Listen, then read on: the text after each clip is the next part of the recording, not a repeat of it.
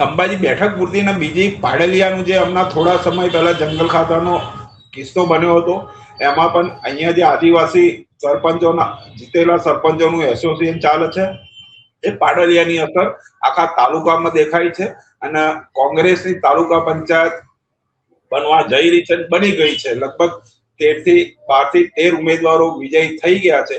20 બેઠકો છે અને અડાજમાં પણ કોંગ્રેસની તાલુકા પંચાયત બની ગઈ છે. એટલે આદિવાસીઓમાં પણ પાડલિયાનો જે કિસ્સો હતો એ પાડલિયા પૂરતો નથી રહ્યો, પણ હવાની જેમ આખા તાલુકામાં ફેલાઈ ગયો. અને એનું પણ આ પરિણામ છે.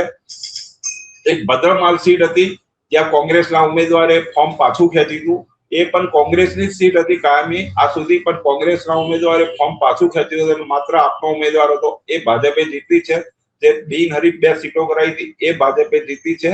અને બીજી 3, 4 કે 5 સીટ ઉપર ભાજપ જીત્યું છે. એટલે અહીંયા લગભગ લોકોનો રોષ સત્તા સામે દેખાયો છે. આખા ગુજરાતમાં ભાજપની ભવ્ય જીત થઈ છે.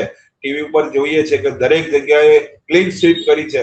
પરંતુ દાંતા તાલુકામાં અને ખાસ તો અંબાજીના જે પરિણામો છે, ઐતિહાસિક પરિણામો કહેવાય, કેમ કે 40 વર્ષ પછી પ્રથમ વખત ભાજપની અહીંયા અંબાજી ખાતે હાર થઈ છે.